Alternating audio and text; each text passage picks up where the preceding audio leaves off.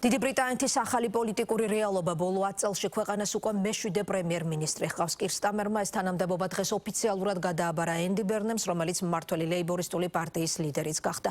მანჩესტერის ყოფილმა მერმა საზოგადოების მიმართ პირველი მიმართვა ქვეყნის პრობლემებსა და მთავარ გამოწვევებზე და ამ პრობლემების გადაჭრის მისეულ ხედვაზე საუბარს დაუთმო. დაანონსდა ახალი გადაწყვეტილებები, მასშტაბური ცვლილებები, ძალაუფლების გადანაწილება, ბრიტანული ინდუსტრიის გაძლიერება, ადგილობრივი წარმოების მხარდაჭერა და ახალი პოლიტიკურ-ეკონომიკური მოდელი შექმნა. მთავარ პრიორიტეტად მანჩესტერის ყოფილმა მერმა და ახლა უკვე პრემიერ-მინისტრმა სტაბილურობის დაბრუნება გამოაცხადა.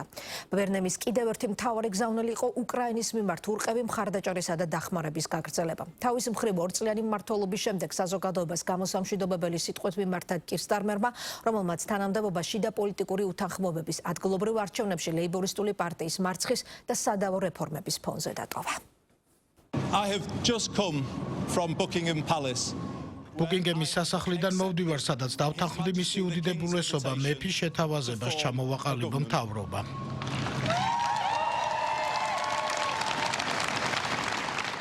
გაერთიანებულ სამეფოს ახალი პრემიერ-მინისტრი ჰყავს. დღეიდან ქვეყანას სათავეში 56 წლის ენდი ბერნემი ჩაუდგება.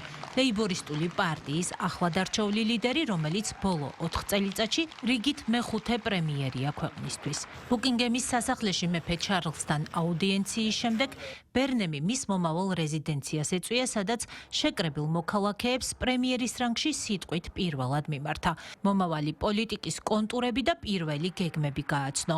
როგორც ბერნემი ამბობს, ვიდრე ბოლო 40 წელიწადში ყველაზე მასშტაბური ცვლილებების გატარებას დაიწყებს და მომდევნო 10 წლიან სამოქმედო გეგმას წარადგენს, მანამდე პირველი გადაწყვეტილებების ჯერია, რაც მისი თქმით უსახლკაროთა პრობლემის აღმოფხვრითა და ცხოვრების ხარჯების შემცირებით დაიწყება და იმედოვნებს, რომ ეს მოქალაქეებს ამოსუნთქვის შესაძლებლობას მისცემს. ეს გარდამტეხი მომენტი იქნება ბრიტანეთისთვის. დავნერგავთ გასულ 40 წელიწადში ყველაზე მასშტაბურ ცვლილებებს, ახალ პოლიტიკურ და ეკონომიკურ მოდელს. 1980-იან წლებში ბრიტანეთმა რიგი შეცდომები დაუშვა. პოლიტიკური ძალაუფლება ცენტრალიზებული გახდა, ეკონომიკური კი პრივატიზებული. ქვეყნის დიდი ნაწილის დეინდუსტრიალიზაცია მოხდა, რაც ამ დრომდე ვერ აღდგა. ამიტომ ჩვენ ძალაუფლებას აქედან თითოეულ რეგიონზე გავანაწილებთ, რომ შეძლონ მეტის კეთება, ავაგებთ ახალ ეკონომიკას. წელს მოგვიანებით მე წარვადგენ ახალ გეგმას ბრიტანეთისთვის, 10 წლიან გეგმას, მაგრამ მე შემიძლია გავაკეთო რაღაც, რაც ხალხს ახლავე მისცემს ამოსუნთქვის საშუალებას. დავეხმარო ცხოვრების ხარჯების შემცირებაში და ზოგიერთ ამ ზომას ხვალიდანვე გავატარებთ. ეს სახელმწიფო მმართველობის საფუძველში სწორი ღირებულებებისა და სტანდარტების დანერგვას ნიშნავს. ჯერჯერობით უცნობია თუ ვინ იქნება წარმოდგენილი ბერნემის მთავრობაში. თუმცა ახალი პრემიერის კანდიდატურა, როგორც ჩანს, მისაღებია შეერთებული შტატების პრეზიდენტისთვისაც, რომელიც სოციალურ ქსელში კმაყოფილებას არ მალავს ენდი ბერნემის განცხადებასთან დაკავშირებით, ჩრდილოეთის ზღვაში არსებული ნავთობის შესაძლო მოპოვების დაწყებასთან დაკავშირებით. განსაკუთრებით იმ ფონზე, რომ ბოლო პერიოდში ტრამპი განაწყენებული იყო კირ სტარმერზე, რადგან ამ უკანასკნელმა ამერიკას ირანზე თავდასხმის დროს ბრიტანული ბაზებით სარგებლობის შესაძლებლობა არ მისცა. თუმცა ბერნემის გეგმები შესაძლოა ისეთი მასშტაბური არ აღმოჩნდეს, როგორც ტრამპი იმედოვნებს. ახალ პრემიერსა და ტრამპს შორის პირველი სატელეფონო საუბარი უკვე შედგა. შოტლანდიის ქალაქ აბერდინის მოსახლეობა ქუჩებში ცეკვავს, რადგან ახალმა პრემიერ-მინისტრმა ენდი ბერნემმა განაცხადა, რომ ჩრდილოეთის ზღვის ფასდაუდებელი ნავთობის რესურსების სრულმასშტაბიან ათვისებას დაიწყებს. მას ასობით წლის სამყოფი მარაგი აქვს, თანაც მისი დიდი ნაწილი ჯერ კიდევ აღმოჩენილი არ არის. ეს გაერთიანებულ სამეფოს უკიდურესი სიღარიბისა და კატასტროფის მდგომარეობიდან მსოფლიოს ერთ-ერთ უმდიდრეს ქვეყნად გადააქცევს. ბრიტანეთი ყოველწლიურად მილიარდობით დოლარს უხდის ნორვეგიას მისი ნავთობის შესაძენად, მაშინ როცა ნორვეგია მას ჩრდილოეთის ზღვის ნაკლებად ღირებული ნაწილიდან მოიპოვებს. რა აბსურდია. ასევე ამბობენ, რომ გაერთიანებული სამეფო აპირებს გადაადგილოს ძველი და საშინელი შესახედაობის ქარის ტურბინები, რომლებიც აბერდინის თავზეა აღმართული და ქალაქის იერსახეს ამახინჯებს. ეს ქვეყნისთვის დიდი დღე იქნება და ამას ყველა ძალიან დააფასებს. გაერთიანებულ სამეფოს უზარმაზარი პოტენციალი აქვს, მაგრამ ყველაფერი ჩრდილოეთის ზღვის ნავთობის რესურსების ათვისებით იწყება. ჩვენ გვიყვარხარ შოტლანდია. ენდი ბერნემს წარმატებას და მხარდაჭერას უცხადებს აც უკვე ყოფილი პრემიერ-მინისტრი კირ სტარმერი, რომლის მთავრობამაც თავად ლეიბორისტულ წრეებში დაკარგა ნდობა. ბევრს აღარ სჯეროდა, რომ მომავალ 2029 წლის არჩევნებში პარტია გამარჯვების მოპოვებას კვლავ შეძლებდა.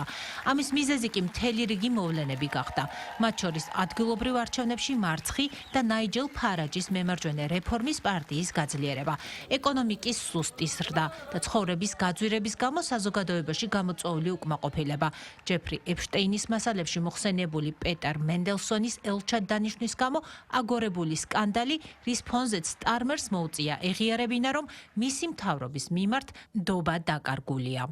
ჩემი სამუშაო დასრულებულია. 6 წელიწად ნახევარში მე გამოვიყვანე ჩვენი პარტია 2019 წლის ისტორიული მარცხიდან და შევცვალე ისე, რომ მან შეძლო 2024 წლის საყოველთაო არჩევნებში დამაჯერებლად გამარჯვება. მას შემდეგ ჩემთვის უდიდესი პატივი იყო მემსახურა ამ დიდებული ქვეყნის პრემიერ-მინისტრად და დარწმუნებული ვარ, რომ ბრიტანეთი ახლა უფრო ძლიერი და სამართლიანია ვიდრე 2 წლის წინ. ჩვენი ეკონომიკა უფრო ძლიერია. ჩვენ ვცხოვრობთ სამყაროში, სადაც ჩვენი მტრები არაფრის წინაშე არ იხევენ და სურთ დაგვიყონ ჩვენი ფასეულობების, თავისუფლების, წესიერებისა და გულწრფელად რომ ვთქვათ, ჩვენი ურყევი მხარდაჭერის გამო უკრაინის მამაცი ხალხის წინაშე. ახლა ესტაფეტის ენდი ბერნემისთვის გადაცემისას მას წარმატებას ვუსურვებ. ჩემი სრული მხარდაჭერა აქვს.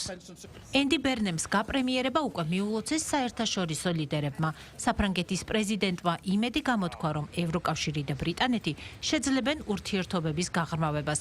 ბერნემთან თანამშრომლობას ელის ევროკომისიის პრეზიდენტი ურსულა ფონ დერ ლაიენი. თანამშრომლობისთვის მზაობას გამოთქვამს უკრაინის პრეზიდენტი ვოლოდიმირ ზელენსკიც.